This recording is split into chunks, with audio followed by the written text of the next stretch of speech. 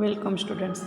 અગાઉના લેક્ચર તમારે આવતા બીએના અભ્યાસક્રમ વિશેની માહિતી આપણે મેળવી. આજે આપણે શરૂ કરવા જઈ રહ્યા છીએ યુનિટ નંબર 1, જે છે માનવ સંસાધન સંચાલન. જેનો પહેલો ક્વેશ્ચન તમારે છે માનવ સંસાધન સંચાલનનો અર્થ આપી તેના લક્ષણો જણાવો. જે તમારે ક્વેશ્ચન માર્ચ એપ્રિલ 2019માં પૂછાઈ ગયેલો છે. એટલે એક જોતા એક્ઝામની દૃષ્ટિએ આ ક્વેશ્ચન IMP કહી શકાય. તો શરૂઆત કરીએ પ્રસ્તાવનાથી. કર્મચારીલક્ષી પ્રવૃત્તિ કરતા સંચાલકોને લેબર, મેનેજમેન્ટ, કર્મચારી અને માલિકોના સંબંધનું સંચાલન, કર્મચારી સંચાલન, માનવ મૂડી સંચાલન, માનવ સંપત્તિનું સંચાલન અને છેલ્લે વિસ્તૃત અર્થમાં માનવ સાધનોના સંચાલન તરીકે ઓળખવામાં આવે છે. એટલે કે માનવ સંસાધન સંચાલન કેવી બાબત છે? તો કે માનવ સંચાલન એવી બાબત છે કે જે એકમ છે, એકમમાં જેટલા કર્મચારી કામ કરે છે કે જેટલા માનવી કામ કરે છે એની માટેનું જે સંચાલન કરવામાં આવે છે એને કહેવાય માનવ સાધન સંચાલન.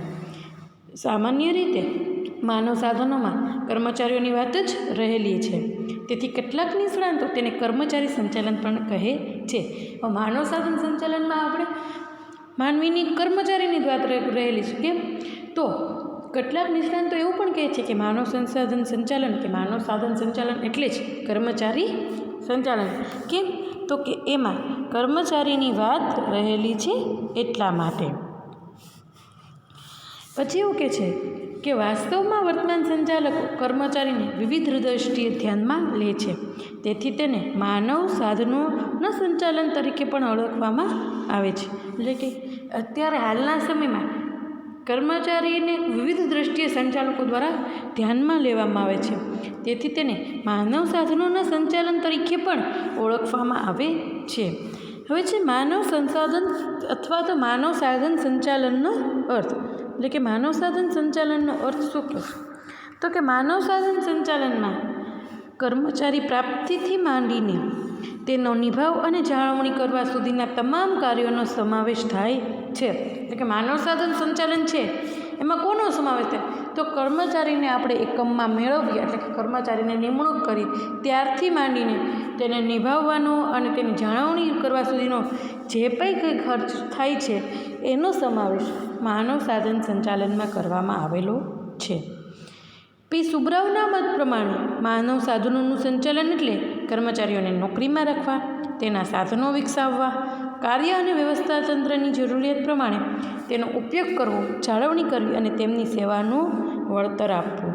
એટલે કે કોઈ નિષ્ણાંત છે કે કોઈ લેખક છે જે પીબી સુબ્રાવો છે એ એવું કહે છે કે માનવ સાધન સંચાલન એટલે કર્મચારીઓને નોકરી પર રાખવા, તેના માટેના સાધનો વિકસાવવા, તેનું કાર્ય અને વ્યવસ્થા તંત્રની જરૂરિયાત પ્રમાણે તેનો ઉપયોગ કરવો, તેમની એકમમાં જાળવણી કરી અને તેમની સેવાઓને વળતર આપવું એટલે માનવ સાધન સંચાલન. ગિબ્સ અને અન્ય લેખકોના મત પ્રમાણે માનવ સાધન સંચાલન એ વ્યવસ્થા તંત્રના ઉદ્દેશો સિદ્ધ કરવા માટે માનવ સાધનો મેળવવા, પુનઃસ્થાપિત કરવા, બદલી કરવા, વિકસાવવા અને વ્યવસ્થા તંત્રમાં તેનો ઉપયોગ કરવો જેની પ્રક્રિયાને માનવ સાધન સંચાલન કહે છે. એટલે સામાન્ય અર્થમાં તો હું એવું જ કહી શકું કે માનવ સાધન એક એવી પ્રક્રિયા છે કે એકમમાં કર્મચારીને મેળવવા, તેની જાળવણી કરવી, તેનો નિભાવ કરવો અને એની પાસેથી યોગ્ય ઉપયોગ લેવાની પ્રક્રિયા એટલે માનવ સાધન સંચાલન. ઉપરની વ્યાખ્યા પરથી સ્પષ્ટ કહી શકાય છે કે માનવ સાધન સંચાલન એ ઉદ્દેશ સિદ્ધ કરવાની પ્રક્રિયા છે. કેમ? તો કે માનવી દ્વારા જ આપણે ધ્યેય સિદ્ધિ કે ઉદ્દેશો પ્રાપ્ત કરી શકીએ. એટલે કે ઉદ્દેશ સિદ્ધ કરવાની પ્રક્રિયા છે. તેમાં માણસોને રોજગારી આપવી, વિકસાવવા, ઉપયોગ કરવા અને વ્યવસ્થા તંત્રમાં તેમને જાળવી રાખવાનો સમાવેશ થાય છે. એટલે કે હવે તો કે તેમાં માણસોને રોજગારી આપવામાં આવે છે, તેમનો વિકસાવ એટલે કે તેનામાં કંઈક ને કંઈક નવું ડેવલપ કરવામાં આવે છે. જ્યાં કામ કરે છે ત્યાંથી કંઈક ને કંઈક નવું શીખે છે, એનો વિકાસ થાય છે. તેનો ઉપયોગ કરવો એટલે કે તેની પાસે જેટલી આવડત છે, તેની પાસે કંઈક કૌશલ્ય છે એ બધાનો ઉપયોગ કરવો અને વ્યવસ્થા તંત્રમાં એટલે કે જે એકમનું વ્યવસ્થા તંત્ર છે તેમાં તેને જાળવી રાખવાનો સમાવેશ થયેલો છે. નિમણૂક થયેલી વ્યક્તિઓને માત્ર કર્મચારી તરીકે નહીં પણ એક માનવી તરીકે સ્વીકારવામાં આવે છે. એટલે કે માનવ સાધન સંચાલન છે એમાં જે વ્યક્તિ નિમણૂક થાય છે એને ખાલી આ કંપનીનો કે આ એકમનો કર્મચારી છે એવી રીતે સ્વીકારવામાં આવતો નથી, પરંતુ એક માનવી છે તેવી રીતે સ્વીકારવામાં આવે છે. કૌશલ્યોનો વિકાસ કાર્ય સંતોષ અને કાર્યક્ષમતા વધારે છે. એને જો એક માનવી તરીકે સ્વીકારવામાં એની સાથે એવા પ્રકારનું વર્તન કરવામાં આવે તો તેની પાસે જે કૌશલ્યો છે એનો પણ આપણે પૂરતો લાભ લઈ શકીએ, એને પણ કામનો સંતોષ થશે, એ પણ પોતાની કાર્યક્ષમતા વધુ આપી શકશે. એટલે આને કારણે તેના કૌશલ્યોનો વિકાસ થાય છે, કાર્ય સંતોષ ઊભો થાય છે અને કાર્યક્ષમતામાં પણ વધારો થાય છે. માનવ સાધનોની જાળવણી મજૂર ફેરબદલી દર ઘટાડે છે અને સ્થિર મજૂરી દળ ઊભું કરે છે. માનવ સાધનોની જો તમે જાળવણી કરો ને, મજૂર ફેરબદલી દર ઘટે. કેમ? તો કે જે જગ્યાએ જે એકમમાં એ કાર્ય કરે છે ત્યાંથી એને કાર્ય સંતોષ પ્રાપ્ત થાય છે, એને એના કામના બદલામાં પૂરતું વળતર મળે છે, એને એના કામથી એક જાતનો દૃષ્ટિકોણ પ્રાપ્ત થાય છે. એટલે એ જે જગ્યાએ કાર્ય કરે છે એ જગ્યા છોડીને બીજે જવા માટે તૈયાર થશે નહીં, અને આવું બનશે નહીં એટલે મજૂર ફેરબદલી દરમાં પણ ઘટાડો થશે. ટૂંકમાં માનવ સાધનોનું સંચાલન એટલે એકમની પ્રવૃત્તિ માટે કર્મચારીની નિમણૂકથી માંડીને જાળવણી સુધી તમામ પ્રવૃત્તિઓ ઉપરાંત તેમના વલણો, મૂલ્યો, ખાસિયતો અને વિશિષ્ટ લાક્ષણિકતાનો અભ્યાસ કરી તેમના સંતોષ સાથે એકમની ઉત્પાદકતા વધારવાનો પ્રયત્ન કરો. એટલે કે ટૂંકમાં તો એટલું જ કહી શકાય કે માનવ સાધનોનું સંચાલન એટલે કે એકમની પ્રવૃત્તિ માટે કર્મચારીઓની નિમણૂકથી માંડી તેની જાળવણી સુધીની જે તમામ પ્રવૃત્તિઓ કરવામાં આવે છે તે પ્રવૃત્તિઓ ઉપરાંત તેમના વલણો, તેમની મૂલ્યો, તેમનું ખાસિયતો અને વિશિષ્ટ લાક્ષણિકતાનો અભ્યાસ કરી એમને જે સંતોષ આપવામાં આવે છે એકમ દ્વારા, અને એ સંતોષ સાથે તેની ઉત્પાદકતા વધારવાનો પ્રયત્ન કરવો એટલે માનવ સાધન સંચાલન. પછી છે માનવ સાધન સંચાલનના લક્ષણો. તો કે માનવ સાધન સંચાલનનો આધુનિક અર્થ સમજવા માટે કેટલીક વિશિષ્ટ લાક્ષણિકતાઓ તપાસવી જરૂરી બને છે. એટલે કે માનવ સાધન સંચાલનનો જો ખ્યાલ આપણે સમજવો હોય તો ઘણી બધી વિશિષ્ટ લાક્ષણિકતાઓ છે એને સમજવી જરૂરી છે. જેમાંની પહેલી છે સંચાલનની એક શાખા. માનવ સાધનોનું સંચાલન એ સંચાલનની મહત્ત્વની શાખા ગણાય છે. ઉત્પાદન, વેચાણ, નાણાકીય તથા કાર્યાલય સંચાલનની જેમ માનવ સાધનોના સંચાલન માટે દરેક એકમમાં અલગ વિભાગની રચના કરવામાં આવે છે, જેને માનવ સાધન સંચાલન વિભાગ હ્યુમન રિસોર્સ મેનેજમેન્ટ ડિપાર્ટમેન્ટ તરીકે ઓળખવામાં આવે છે. એટલે એવું કહે છે કે જેમ દરેક એકમમાં ઉત્પાદન વિભાગ, નાણાં વિભાગ, કાર્ય સંચાલન એવા અલગ અલગ વિભાગની રચના કરવામાં આવે છે, તેવી જ રીતે બધા જ એકમમાં માનવી માટે એટલે કે માનવના સંચાલન માટે એક અલગ વિભાગની રચના કરવામાં આવે છે, જેને આપણે માનવ સંચાલન વિભાગ અથવા તો હ્યુમન રિસોર્સ મેનેજમેન્ટ ડિપાર્ટમેન્ટ તરીકે ઓળખીએ છીએ. બીજું છે સાર્વત્રિક પ્રક્રિયા. તો કે માનવ સંસાધનોના સંચાલનની સાર્વત્રિકતા બે દૃષ્ટિએ તપાસી શકાય. પેલું, માનવ શક્તિનો ઉપયોગ થતો હોય તો તે દરેક ક્ષેત્રમાં માનવ સાધનોનું સંચાલન જરૂરી બને છે. તેમાં આર્થિક, ધાર્મિક, સામાજિક, લશ્કરી અને રાષ્ટ્રીય ક્ષેત્રનો સમાવેશ થાય છે. અને બીજું છે માનવ સાધનોના સંચાલનમાં વ્યવસ્થા તંત્રની તળ સપાટીએ કામ કરતા માત્ર કામદારો જ નહીં પરંતુ મધ્ય અને ઉચ્ચ સપાટીએ કામ કરતા સંચાલકીય કર્મચારીઓનો સમાવેશ પણ માનવ સાધન સંચાલનમાં થઈ જાય છે. એટલે કે સાર્વત્રિક રીતે માનવ સાધનોનું સંચાલન બે દ્રષ્ટિએ જોવે છે. એક તો કે જે ક્ષેત્રમાં જ્યાં પણ માનવ શક્તિનો ઉપયોગ થતો હોય ત્યાં માનવ સાધનોનું સંચાલન જરૂરી છે. પછી આર્થિક ક્ષેત્ર હોય, ધાર્મિક ક્ષેત્ર હોય, સામાજિક હોય, લશ્કરી હોય કે રાષ્ટ્રીય ક્ષેત્ર હોય, આ બધી જ જગ્યાએ માનવ સાધન સંચાલન જરૂરી છે.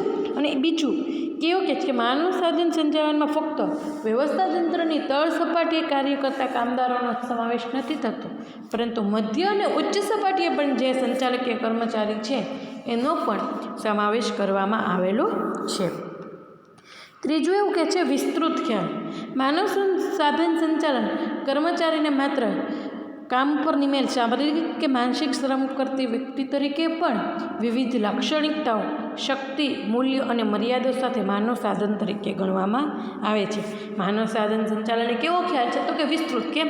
તો કે એની પાસેથી આપણે શારીરિક કે માનસિક શ્રમ જ નથી લેતા, પરંતુ તેની અલગ અલગ લાક્ષણિકતાઓ છે, તેની શક્તિઓ છે, તેનું મૂલ્ય, તેની મર્યાદાઓને દૂર કરીને આપણે એને આગળ વધારવાનો પ્રયત્ન કરીએ છીએ. એટલા માટે માનવ સાધન સંચાલન છે એક વિસ્તૃત ખ્યાલ દર્શાવેલો છે. ચોથું છે પરિવર્તનશીલ. માનવ સાધનોનું સંચાલન એ કોઈ જડ ખ્યાલ નથી, પરંતુ સમયના વહેણની સાથે માનવી તથા તેની જરૂરિયાતોના ખ્યાલમાં જે પરિવર્તન આવે છે તે મુજબ માનવ સાધનોના સંચાલન અંગેના ખ્યાલમાં પણ પરિવર્તન આવે છે. એટલે કે માનવ સાધન સંચાલન કેવું છે? તો કે પરિવર્તનશીલ ખ્યાલ છે. એક જડ ખ્યાલ નથી. એટલે કે જડ એટલે કે કોઈ વસ્તુને વળગી રહેવું, પછી એમાં કોઈ પણ જાતના ફેરફાર કરવા નહીં. તો કે માનવ સાધનોનું સંચાલન કોઈ જડ ખ્યાલ નથી, પરંતુ કેવો છે? પરિવર્તનશીલ છે, જેમાં સમય અને સંજોગો જરૂરિયાતોની સાથે તેમાં પરિવર્તન આવ્યા કરે છે. વિકાસ અને વૃદ્ધિનો દર. માનવ સાધનોનો ઉદ્દેશ માનવીની શક્તિઓનો યોગ્ય દિશામાં વિકાસ કરવાનો અને તે દ્વારા ઉત્પાદકતા કરવાનો છે. માનવીની શક્તિઓના મહત્તમ ઉપયોગ દ્વારા ઉત્પાદનના અન્ય સાધનોનો મહત્તમ ઉપયોગ શક્ય બને છે અને પરિણામે સમગ્ર રીતે ઔદ્યોગિક ઉત્પાદકતામાં વધારો થાય છે. એટલે કે માનવ સાધનનો મુખ્ય ઉદ્દેશ શું કહે? તો કે વિકાસ અને વૃદ્ધિના દરમાં વધારો કરવાનો, માનવીની શક્તિઓનો વધુને વધુ ઉપયોગ કરવાનો અને એ ઉપયોગ દ્વારા ઉત્પાદનના જેટલા અન્ય સાધનો છે એનો પણ મહત્તમ ઉપયોગ કરી પરિણામે ઔદ્યોગિક ઉત્પાદકતામાં વધારો કરવાનો છે. છઠ્ઠું છે કર્મચારીની પ્રાપ્તિ અને જાળવણી સાથે સંબંધ. માનવ સાધનોના સંચાલકોનું કાર્ય યોગ્ય કર્મચારીની પ્રાપ્તિથી શરૂ થાય છે અને તેની યોગ્ય સ્થળે ગોઠવણી કરવી તથા તેને જરૂરી સગવડો પૂરી કરીને તેની યોગ્ય જાળવણી કરવામાં આવે છે. એટલે કે માનવ સાધન એવું કહે છે કે કર્મચારીની પ્રાપ્તિ તો કરવાની, પરંતુ એની જાળવણી પણ કરવાની, એને જરૂરી સગવડો પૂરી પાડવાની, તેની કામ માટે યોગ્ય સ્થળે ગોઠવણી કરવાની, જેના કારણે કર્મચારી આપણી કંપનીમાં લાંબો સમય સુધી ટકી શકે. સાતમું છે કર્મચારીને સંતોષ આપવાની પ્રવૃત્તિ. માનવ સાધનના સંચાલકો કર્મચારીઓની નોકરીની સલામતી, ઊંચા પગાર, માન્યતા, વિકાસ માટેની તકો, સમાન કાર્યની વહેંચણી, કાર્યબોજની વહેંચણીમાં સમાનતા, કાર્ય ઉત્તેજના, પ્રોત્સાહન તથા આકર્ષક લાભો દ્વારા કર્મચારીને સંતોષ આપવાનો પ્રયત્ન કરે છે. એટલે કે જે પણ કોઈ કર્મચારી છે એ ધંધાકીય કામમાં કાર્ય કરે છે તેને પૂરતો સંતોષ આપવાની પ્રવૃત્તિ પણ માનવ સાધન સંચાલન કરે છે. પછી એને ઊંચો પગાર હોય કે નોકરીની સલામતી હોય, વિકાસ માટેની તકો હોય, પ્રોત્સાહન હોય, વહેંચણીમાં સમાનતા હોય, આકર્ષક લાભો, આ બધા દ્વારા કર્મચારીને સંતોષ આપવાનો પ્રયત્ન થાય છે. આઠમું છે મજૂર સંઘોની પ્રવૃત્તિઓનો સમાવેશ. માનવ સંચાલનની પ્રવૃત્તિમાં સંગઠિત અને બિનસંગઠિત મજૂરો સંઘની પણ પ્રવૃત્તિઓનો સમાવેશ થાય છે. સંચાલકો મજૂર સંઘના પ્રતિનિધિઓ સાથે ચર્ચા કરી કર્મચારીની શક્ય તેટલી માંગણીઓ સંતોષવાનો મજૂર સંઘનો સહકાર મેળવવા પણ પ્રયત્ન કરે છે. એટલે કે માનવ સાધન સંચાલનની પ્રવૃત્તિમાં સંગઠિત અને બિનસંગઠિત રીતે મજૂર સંઘની પ્રવૃત્તિઓનો પણ સમાવેશ કરવામાં આવે છે અને જેના કારણે સંચાલકો દ્વારા જેટલી જેમ બને તેમ કર્મચારીઓની જરૂરિયાતો કે માંગણીઓને સંતોષવાનો પ્રયત્ન કરે છે. છેલ્લું છે કાયદાની જરૂરિયાત. સરકારે કામદારો માટે પસાર કરેલા વિવિધ મજૂર કાયદાઓ જેવા કે કારખાનાનો કાયદો, મજૂર સંઘનો કાયદો, એપ્રેન્ટિસ એક્ટ, વેતન ચૂકવણીનો કાયદો, કામદાર વળતરદારો, કામદાર દરજી વીમાનો કાયદો, ઔદ્યોગિક તકરારનો કાયદો વગેરે કાયદાની જોગવાઈના પાલન માટે કર્મચારીલક્ષી વિવિધ પ્રવૃત્તિઓ કરવી જ પડે છે. આ માટે માનવ સંસાધન સંચાલનની જરૂર પડે છે. એટલે કે સરકારે કામદારો માટે પણ ઘણા બધા મજૂર માટેના કાયદાઓ નાખ્યા છે, જેમ છે કારખાના કાયદો, મજૂર સંઘનો એટલે કે જે મજૂરો છે એનો એક સંઘ હોય એનો કાયદો, એપ્રેન્ટિસ એક્ટ એટલે કે એપ્રેન્ટિસ એટલે કોઈ તમને તાલીમ ઉપર રાખે અને એના બદલામાં તમને વળતર ચૂકવતો હોય તો એપ્રેન્ટિસ એક્ટનો કાયદો, વેતન ચૂકવણી, આ બધા કાયદાઓની જોગવાઈના પાલન માટે પણ કર્મચારીલક્ષી પ્રવૃત્તિ કરવી પડે છે. એની માટે પણ માનવ સાધન સંચાલન જરૂરી છે. તો આમ ઉપરની વિવિધ લાક્ષણિકતાઓને આધારે એમ સ્પષ્ટ કહી શકાય કે માનવ સાધનોનું સંચાલન એ કેવું છે? વિસ્તૃત અને વિકાસ પામતો ખ્યાલ છે, જેમાં આટલા બધા લાક્ષણિકતાનો સમાવેશ કરી આપણે માનવ સાધનના ખ્યાલ વિશેની માહિતી મેળવી શકીએ. Thank you students.